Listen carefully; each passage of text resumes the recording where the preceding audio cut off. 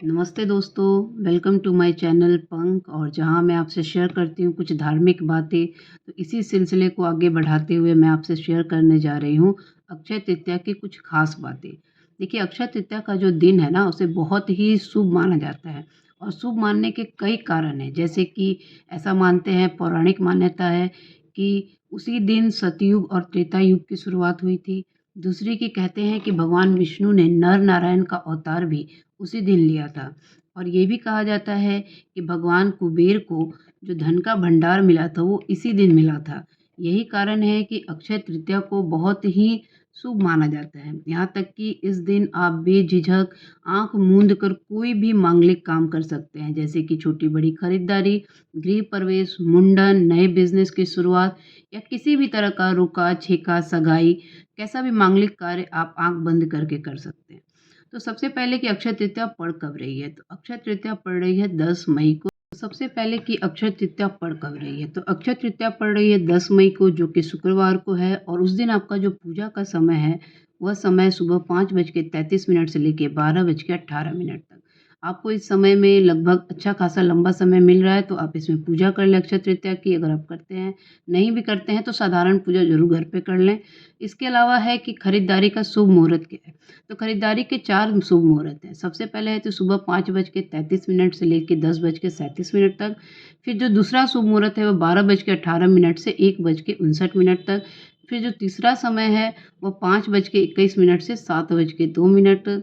फिर आपको रात में भी समय मिल रहा है। रात में जो समय है 9:40 से लेके 11 बजे तक। तो आपके पास 4 ऐसे शुभ मुहूर्त और शुभ समय हैं जब आप खरीदारी कर सकते हैं। तो ये हो गई कि खरीदारी की बातें, पर अब खरीदना क्या है?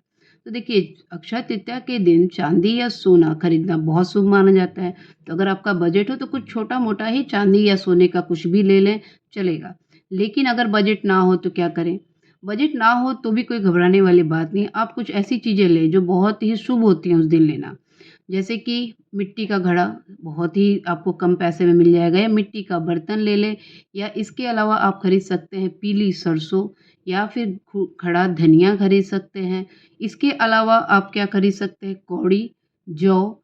ये जो चीज़ें हैं, ये छोटी-छोटी चीज़ें आप कम में ही कुछ पैसों में ही खरीद के ला सकते हैं, पर लाके उसे ज़रूर रखिए घर में और साथ ही भगवान को उसको अर्पित करिए कि आपने ये खरीदारी की है। इसके अलावा जो सौभाग्यशाली स्त्रियाँ हैं, जो विवाहित स्त्रियाँ हैं, वो ज़रूर खरीदें चूड़ी, सिंदूर, बिंदी। ऐसा कहते हैं कि अगर आज के दिन आप ये सब चीज़ें खरीदती हैं, तो आपका जो सौभाग्य है, वो अक्षय हो जाता है।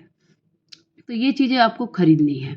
अब क्या नहीं खरीदना है, क्या चीज़ें हैं जिससे खरीदने से बचें? तो आप सबसे पहले चीज़ें ना खरीदें प्लास्टिक की, कोई अशुद्ध धातु की चीज़ें, कोई सेकंड हैंड चीज़ें, वो सब ना खरीदें।